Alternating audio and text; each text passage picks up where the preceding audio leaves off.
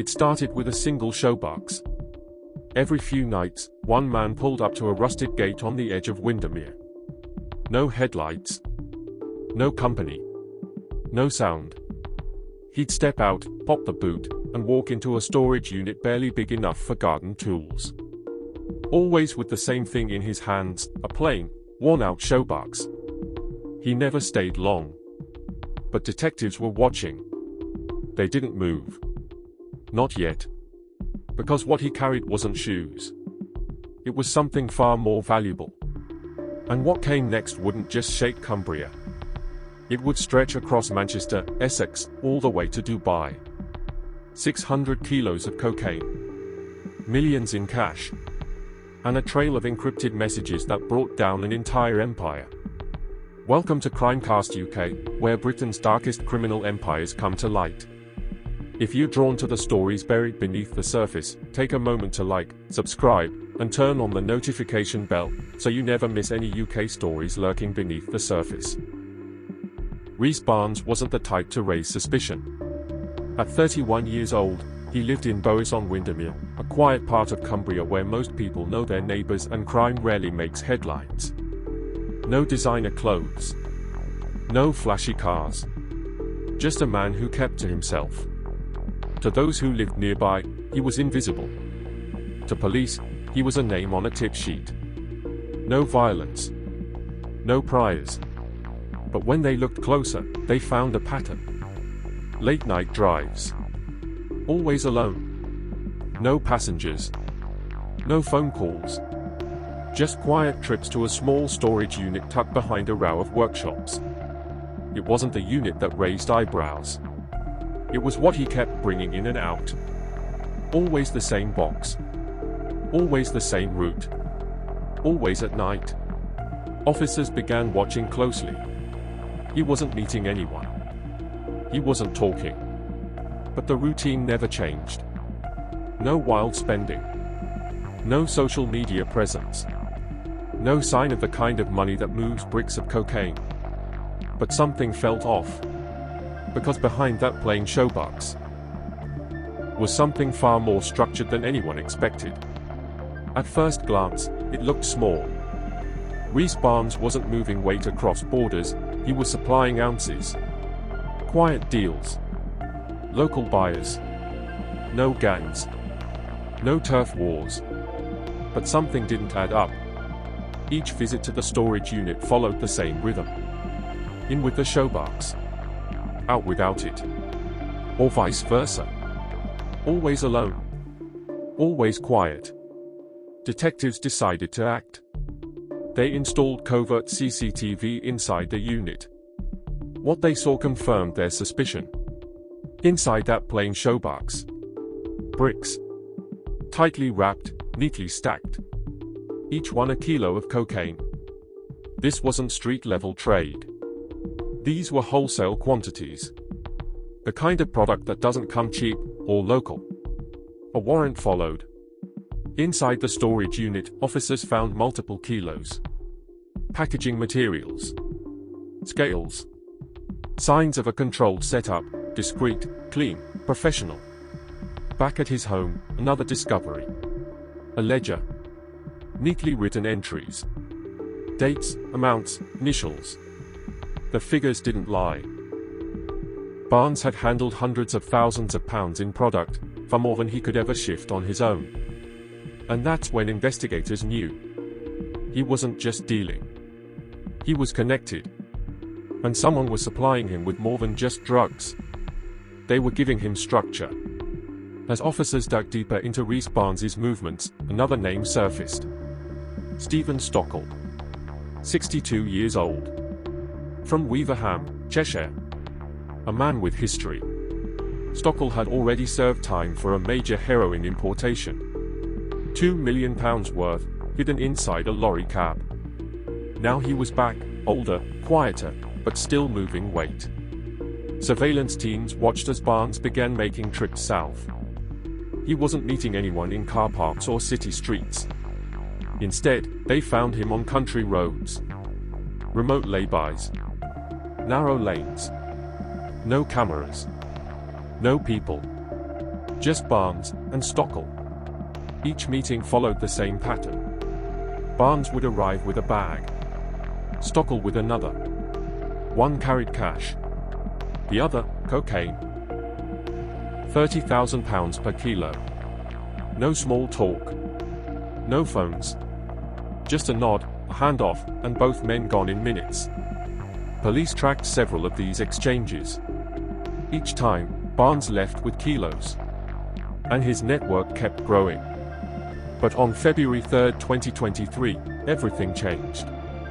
Stockl was stopped on the M56. In his car, just 40 grams of cocaine. But the real evidence was waiting at home. Inside his house, more drugs. More packaging. And a ledger with recent entries. Kilos moved. Profits listed. A dealer still active, and still connected. His arrest cut Barnes' supply line clean.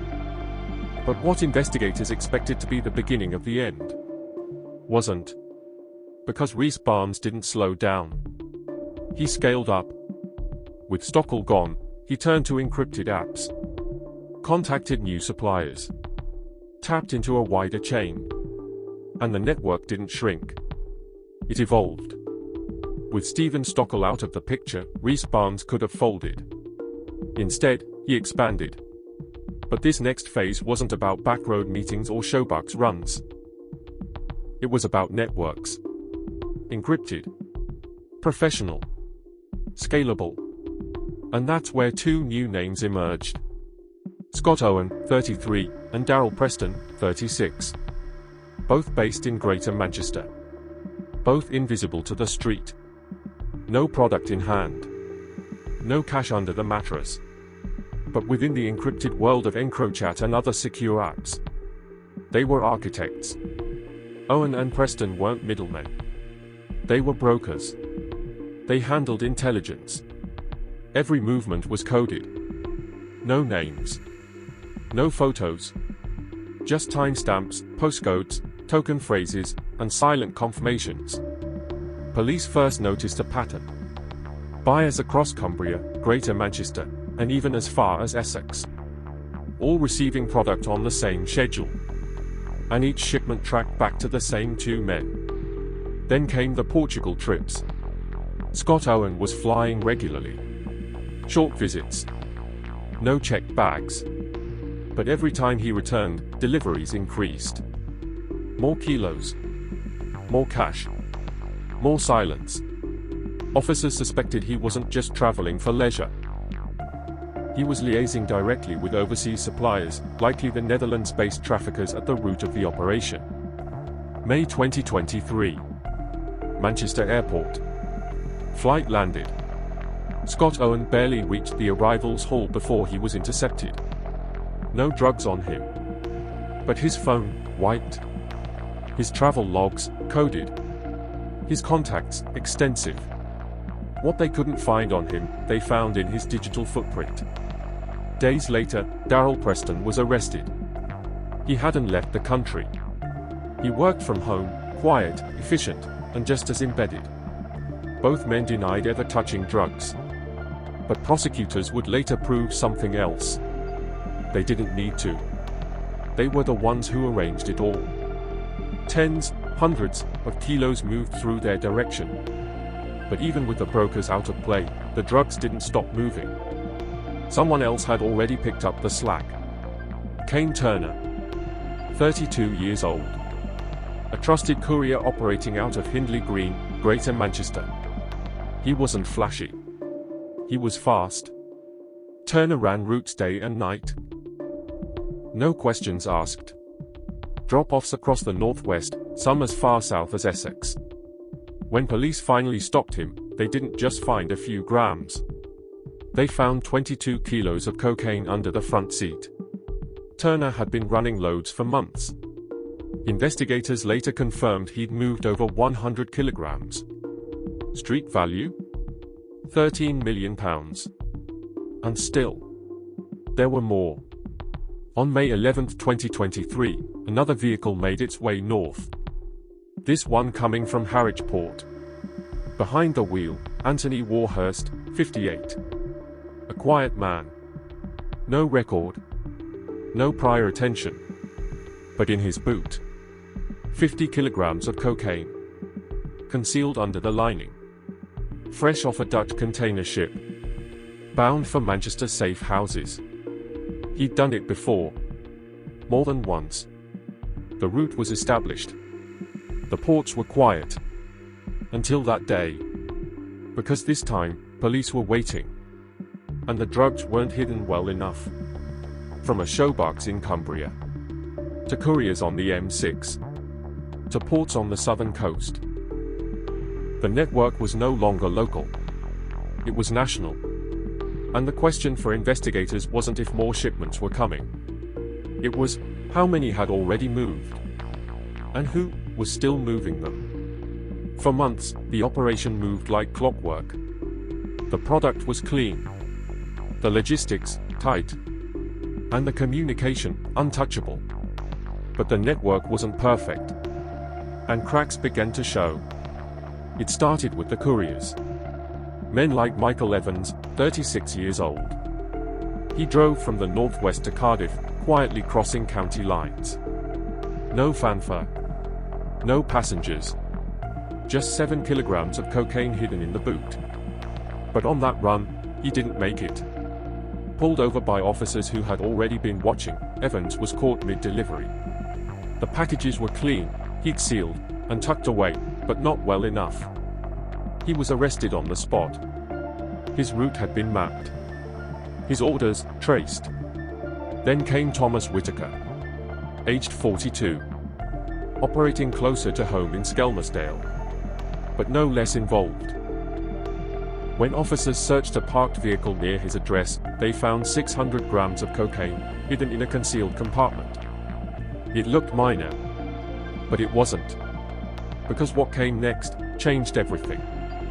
Until now, police had relied on surveillance. Cameras. Stops. Searches.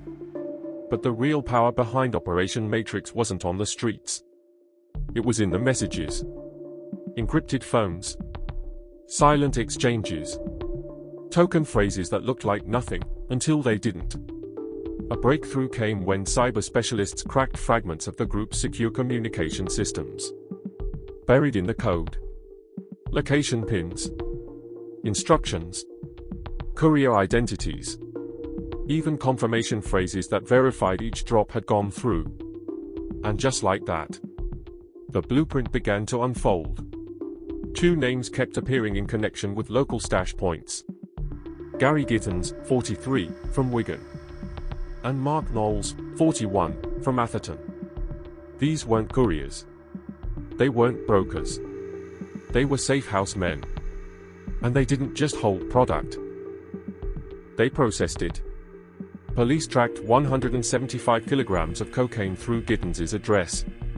Over £17.5 million in value. When they raided his property in February 2024, they found cannabis, cutting agents, and remnants of recent distributions. A hub, hidden in plain sight. Knowles played a similar role. But his setup was smaller, more discreet. Still, it was no less damaging. 3 separate shipments were linked to his flat. 77 kilograms in total.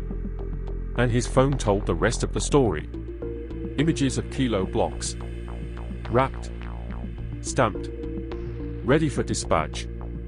The deeper police went, the clearer it became. This wasn't just a network of dealers. It was a full supply chain. And behind the stashes, behind the couriers, were the message logs, the codes, the foreign instructions.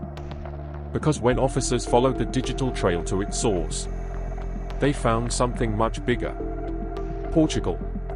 Dubai. Thousands of miles away. But at the center of it all, encrypted messages, traced to offshore devices, revealed the real chain of command. Portugal was issuing instructions, minute by minute. Dubai? They weren't just watching. They were running the show. Drop points. Tokens. Profit tallies. Everything, micromanaged from outside the UK. And the deeper they dug, the more disturbing it became. Because the story wasn't just about Reese Barnes anymore. It was about a syndicate. And at its core was someone the police hadn't seen coming. The network had run for years. Quiet. Disciplined. Protected by layers of codes, couriers, and silence. But in 2024, the silence broke. One by one, arrests swept across the UK. Not just the couriers. Not just the stash men. But the men behind the movement. Magdalena Sadlow. Known inside the network as Barbie. To most, she didn't look like a trafficker. But by 2024, her name was turning up everywhere. Courier schedules. Financial spreadsheets. Encrypted exchanges. She wasn't delivering product herself. Until one day, she did. February 2024, 33 kilograms of cocaine. Transported from Harwich. Delivered directly to Mark Knowles's flat in Atherton. Within hours, the packages were being broken down and distributed by Kane Turner across the northwest. By the time police confirmed her role, Sadlow had fled. She vanished overseas. Communications stopped. But the evidence didn't. Her name continued to surface. Alias, Barbie. Her account showed activity linked to over 600 kilograms of cocaine, 70 kilograms of cannabis, and 96 kilograms of ketamine. Tracking her became a cross-border effort. Months passed. Then, in June 2025, she returned. Landing at Heathrow Airport. Coming in from Abu Dhabi. Border agents were waiting. She was arrested on the spot. In her luggage, designer watches, cash, assets totaling nearly £200,000. But the most damning evidence wasn't in her bags. It was on her phone. A digital command center. Messages confirming drops. Stock updates. Profit calculations. Courier assignments. She wasn't just a messenger. She was controlling the flow. Quiet. Trusted. Unseen until the very end. And her arrest didn't just close a chapter. It brought the entire empire crashing down. But even as the court dates loomed, the final reckoning had just begun. When the dust settled, the scale of Operation Matrix stunned even seasoned investigators. This wasn't a gang warring on the streets. It wasn't loud. It wasn't reckless. It was measured, calculated, industrial. Over a dozen defendants. Over half a ton of cocaine. And the courtroom had the final word. Reese Barnes, the man who started it all with a Shoebox in Windermere, jailed for 12 years. Described as the entry point, the silent local dealer with international connections. Scott Owen, 14 years and 6 months. Darryl Preston, 11 years and 6 months. The encrypted brokers who never touched the drugs but moved hundreds of kilos with a message and a code. Kane Turner, the trusted courier, 8 years and 8 months. Anthony Warhurst, the port runner, 9 years and 8 months. Michael Evans, caught in Cardiff, 6 years. Thomas Whitaker, the man with the hidden compartment, 12 years. Stephen Stockl, the veteran trafficker from Cheshire. 12 years. The man whose arrest didn't end the supply line, but triggered its expansion. Andrew Stevens, 20 years. The longest sentence of all. The logistics head who linked ports to people, codes to couriers. Gary Gittins, who allowed 175 kilos to pass through his home, 7 years and 6 months. Mark Knowles, with 77 kilos linked to his flat, for years and 10 months. And finally, Magdalena Sadlow, known as Barbie. Sentenced to 14 years. The financial controller who ran the books from Dubai and left a digital trail across Europe. The judge didn't hold back. He called it an Amazon-style distribution model for Class A drugs. Fast. Efficient. Ruthless. No consideration for the damage caused, only the profits gained. The public was left stunned. By the silence. By the scale. By the structure. No shootouts. No headlines. Just silent drops. Encrypted messages. And millions moved through country lanes, port roads, and residential flats. They didn't need violence to run an empire. They just needed time, trust, and logistics. One Shoebox. One quiet man. That's all it took to unravel a multi-million-pound empire. An operation stretching from a storage unit in Windermere to encrypted chat rooms in Portugal to financial controllers living tax-free in Dubai. Rhys Barnes was never flashy. He didn't carry weapons. He didn't leave bodies. But his arrest led to something far bigger. A blueprint for how drugs are moved silently, in bulk, across borders. And the real power? It wasn't in Windermere. It wasn't in Manchester. It was offshore. Untouched. Hidden. Until now. Let us know what you think in the comments below. And if stories like this matter to you. Don't forget to like, subscribe, and turn on the notification bell, so you never miss what's coming next. Because the next story? It's already moving.